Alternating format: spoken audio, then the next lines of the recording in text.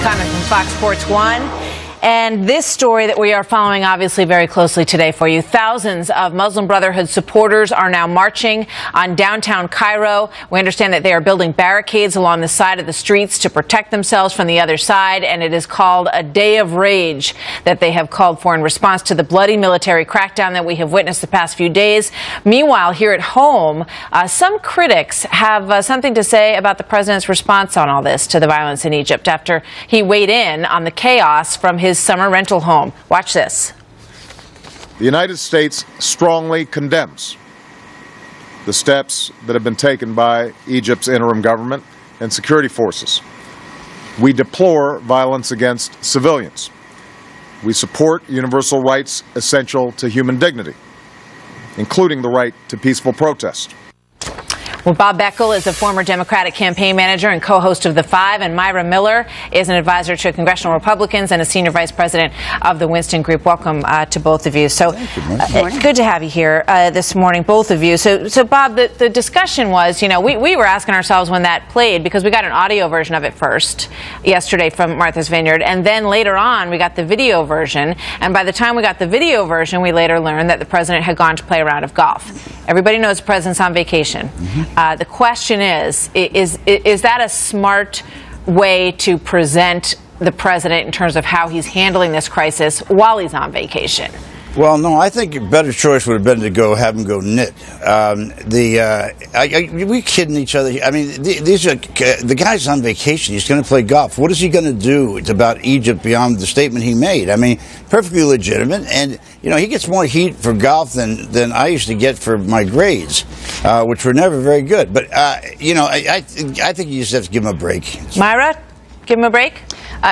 I think this issue points out sort of two problems for the president. The first, as you point out, Martha, is visual. You know, this situation has exploded at a time when the president's on vacation in Martha's Vineyard. So optically, that's not a good moment for him. But more importantly, from the substance side, you know, we talked about this on this program before, and that is there is a lack of a cohesive foreign policy doctrine from this administration, and that has been one of the complaints from congressional leaders. And so what they are trying to get some clarity on is exactly what sort of outcomes and objectives he's trying to achieve in the region.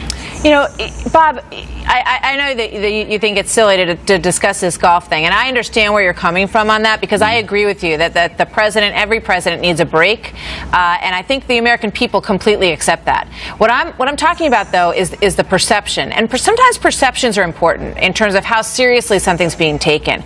So might it not have been wise to say, you know, today the president, of course he's on vacation, but he's going to spend some time in the office, in the house that they are spending the weekend. He'll be talking to Chuck Hagel, he'll be talking to John Kerry, and, you know, maybe present pictures of him doing that, because then the American people get the impression, which I'm sure is the case, we assume, that he is being briefed on this, rather than what happened yesterday, which is, does it send the wrong signal? Well, you know, I suppose if you had to choreograph it, it may have been better that he had Hagel come up and, you know, other people come up and he does a meeting and that sort of thing. But I really don't think the American people begrudge a president doing what he wants to do on a vacation, and also understand that there's very little he can do. I mean, that's the problem here. This is Egypt. It's the center of the Muslim community, and it is a complicated and difficult situation. So I think I understand what you're saying about the visuals, but I don't think you could choreograph these things down to the T. But you know, it has to do with just sort of the seriousness with which you take something, and we all, you know, remember that President Bush stopped playing golf during the war with Iraq, and he said he did it later. He didn't even say that at the time, actually, but later on he said, you know what, I did that out of respect for the families. And I think that's a powerful signal, and just in terms of leadership and in terms of seriousness. Myra, is this a non-issue, or does this really matter in terms of the choices that the president makes and the message that he sends about how significant an event that is on the world stage is to him? Well, I believe this is truly a governing moment. It's not just a political moment, it's a governing moment for the president that could play a large role in defining his presidency. But to Bob's point, practically there are relatively limited options in what the administration can do, most of this centering around foreign aid, with the question being, should we withdraw aid or not? You have some in Congress, like ranging from Pat Leahy to Rand Paul, who say we should withdraw aid immediately. You have others who say, look, aid is the only leverage that we have in the region. If we withdraw that, we take a risk of destabilizing the situation even further. So the larger question here is to the administration, how can we maximize the leverage that we do have in the region, whether that's through aid or not? So that, to me, that's the bigger question. It absolutely is. That's the underlying issue right now, and I know we're going to be talking about it quite a bit over the course of this show today and further on. Before I let you go, Bob, I just want to ask you a quick question about this NSA issue, because I know it'll come up tonight on the 5.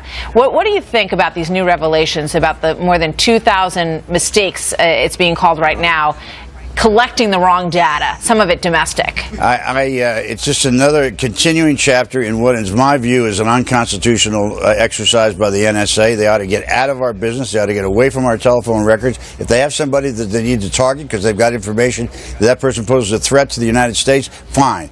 I don't pose a threat. I don't think you pose a threat. So stay away from our phones. All right, Bob. We'll look forward to a little bit more on that later. Tucker Carlson is going to talk about it with us in a few moments from now. Myra, thank you very much. Bob.